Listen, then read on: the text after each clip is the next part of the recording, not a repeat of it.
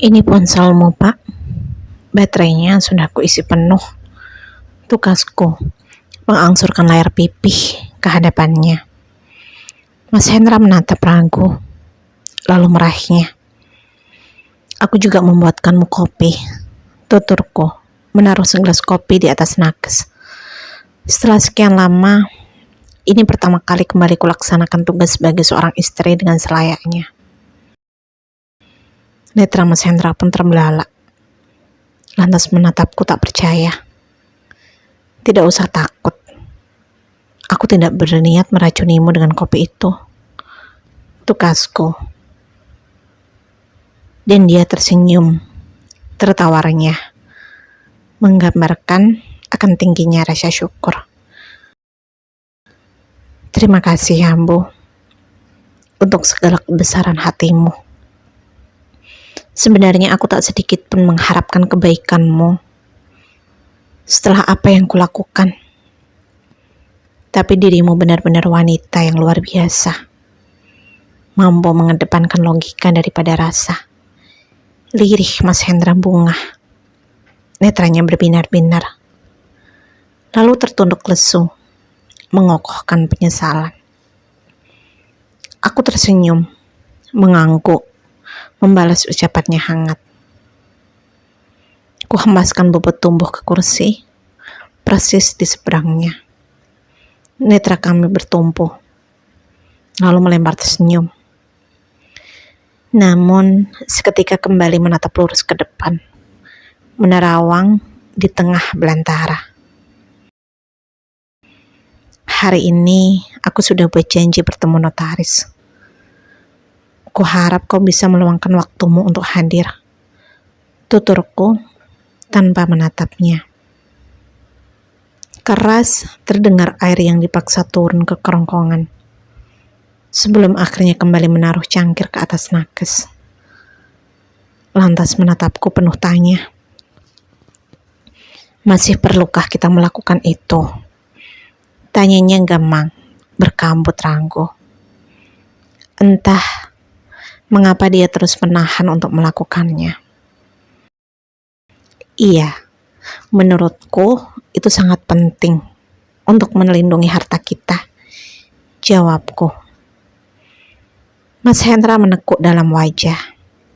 Panjang menghela nafas tuanya. Apa penjelasanku semalam tidak cukup bagimu untuk menahannya, Bu? Aku masih ingin bersama kalian. Lantas, mengapa harus kubagi warisan sedini ini?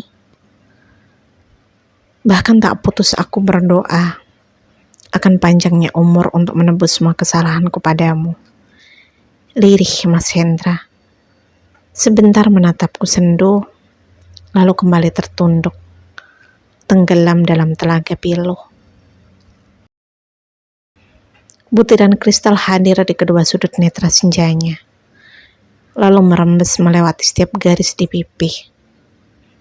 Namun, buru-buru punggung tangan itu gemetar menyusutnya. Pun begitu dengan diriku, Pak. Selalu berdoa untuk kebaikan rumah tangga kita.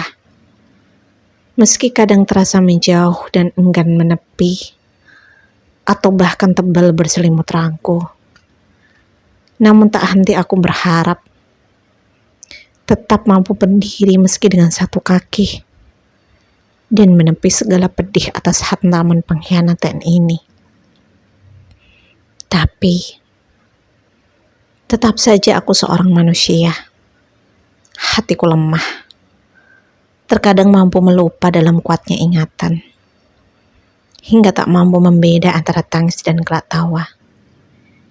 Dan jika kini aku ingin melegakan hatiku, apakah menurutmu itu salah, Pak?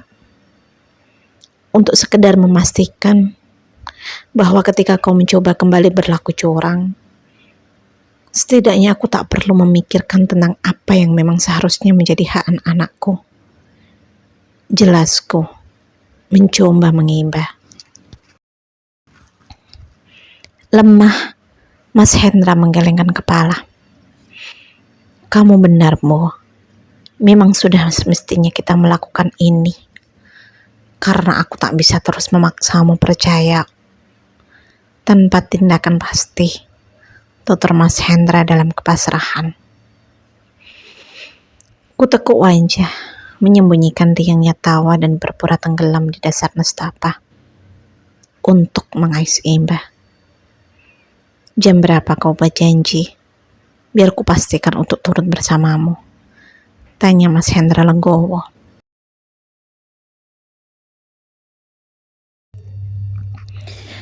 Ku arahkan bola mata seutuhnya pada Mas Hendra. Butiran kristal sengaja ku undang memenuhi permukaan netra.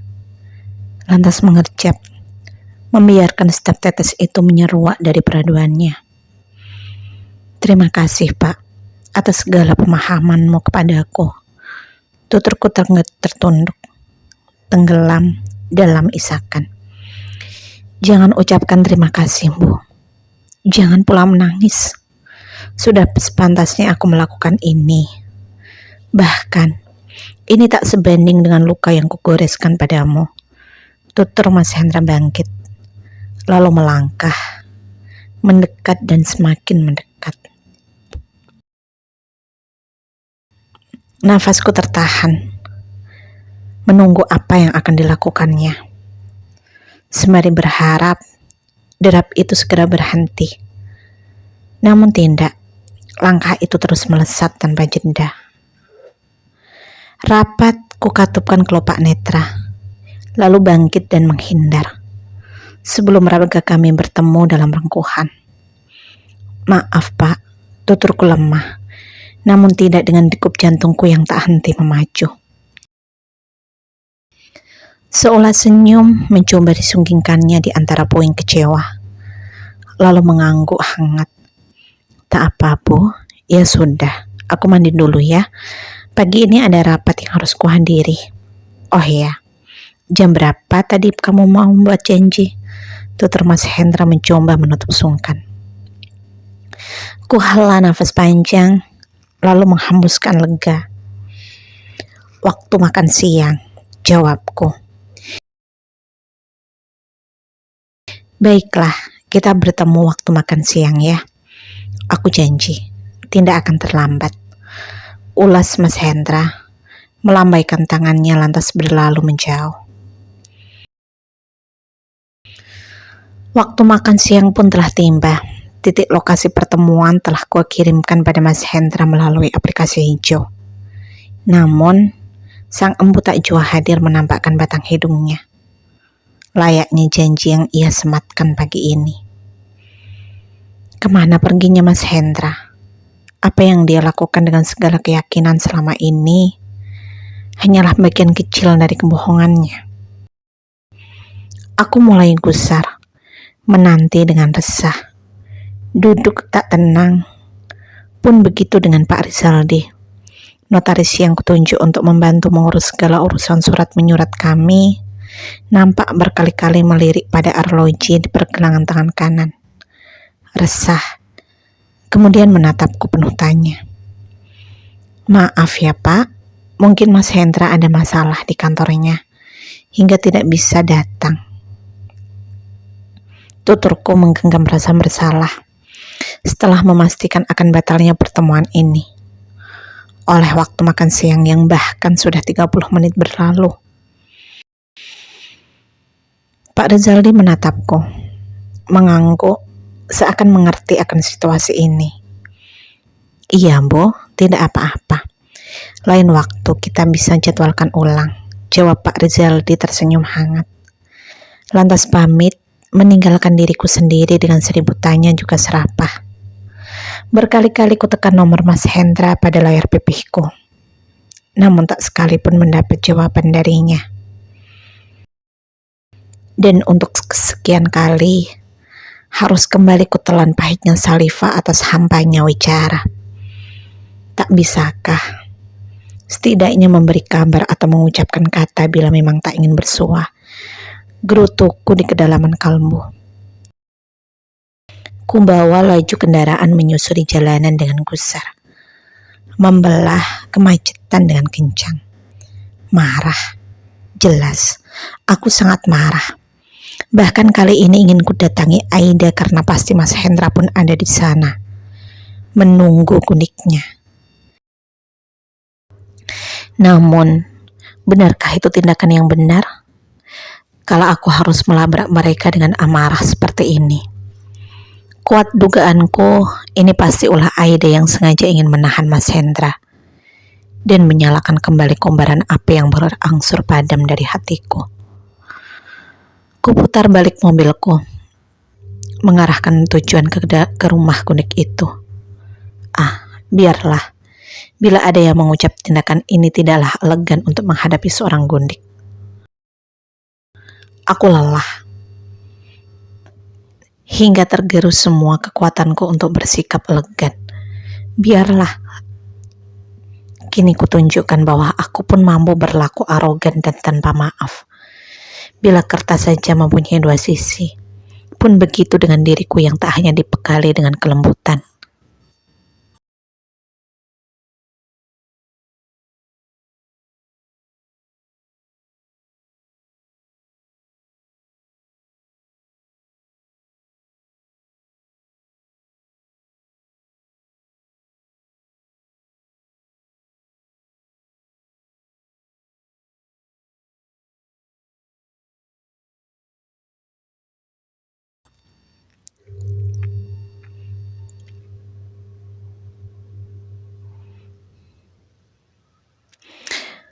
Kembali kuputar roda mobil berbalik arah, mengurung niat untuk pergi ke rumah Gundik itu. Seperti sedang kehilangan arah. Sesaat aku ingin ke sana, mencoreng, meninggalkan bekas di wajah mereka. Namun kuat hati ini juga menahan untuk tak bersikap arogan. Menepi, ku hentikan laju kendaraan. Rapat memejamkan netra dan kembali mengatur ketukan irama setiap penggalan nafas. Namun, pedih ini sungguh perih. Hingga kasar ku jatuhkan kepala pada tangan yang masih memegang kemudi. Mengapa takdir ini seakan sedang mempermainkan hidupku? Ku pukul kemudi frustasi, menumpahkan genangan air yang terpenjara, lantas kuat meremas bagian tengah dada yang terasa menyesakkan. Namun, nyanyian gawe mengejutkanku, menghentikan derai air juga gerakan frustasiku. Aku terhenyak, melotot, menatap akan nama yang tertera di benda pipih yang menyala itu.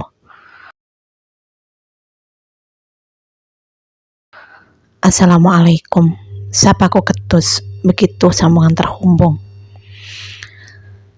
Orang yang berada di ujung telepon terkekeh, lalu terbahak lepas. Ku hela nafas panjang, rapat, menyimpan serapah yang berterbangan di benak, lantas menghembuskan pelan, bersama rasa berat yang menimbun kalbu.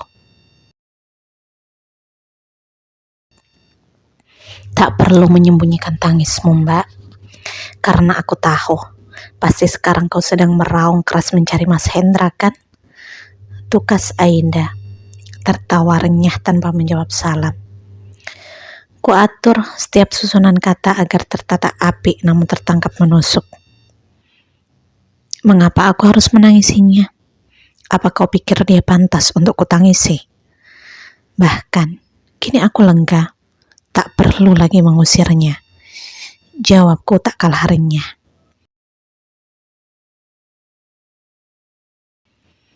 Aida terbahak-bahak, terdengar memecah genang telinga. Dan aku pun tersenyum masam. Kurasa Gundik ini kini mulai kehilangan akalnya. Pintar sekali kau bersandiwara, Mbak. Kurasa kau lebih pantas jadi artis daripada pengurus butik Mas Hendra.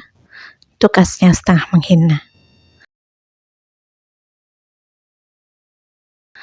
Pun begitu dengan Ko Aida, aku rasa diriku memang bisa menjadi siapa saja.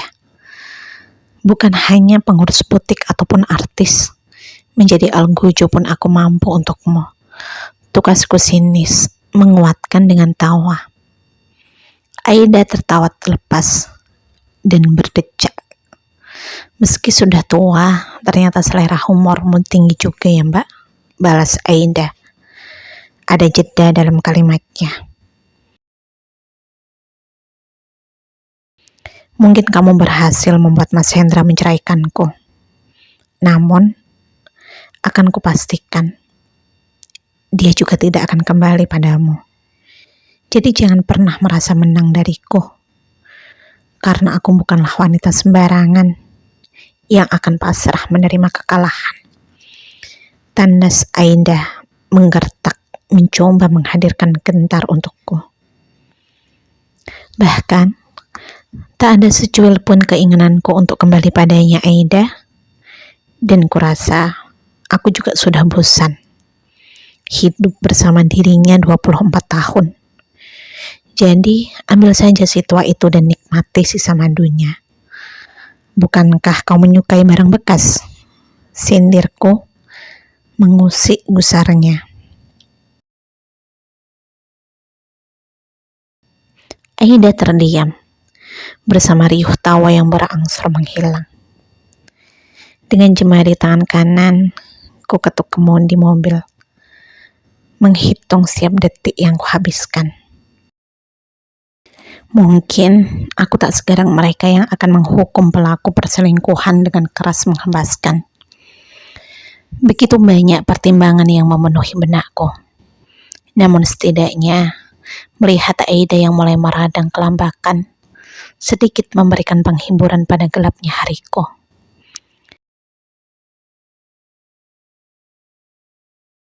Jadi kau sebut Mas Hendra sebagai barang bekas? Gertak Aida memperdengarkan gemertuk giginya, menggambarkan betapa garangnya dia. Aku terkekeh, puas melihat Aida menikmati kemarahannya. Kenapa tidak? Bukankah dia memang bekasku yang telah lama ku pergunakan?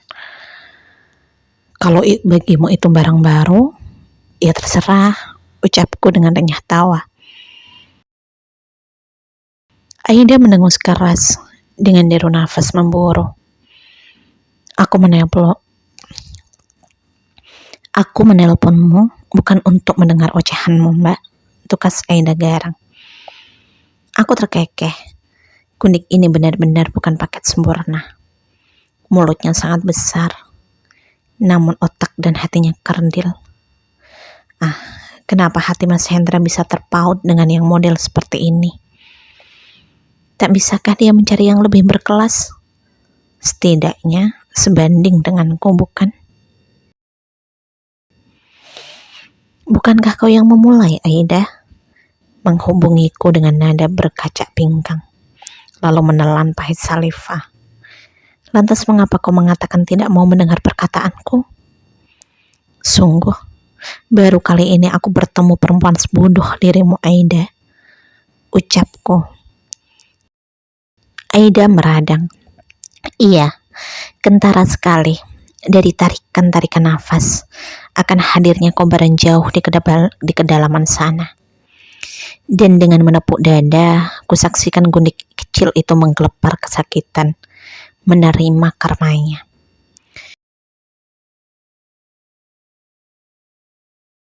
Cukup kau menghina diriku.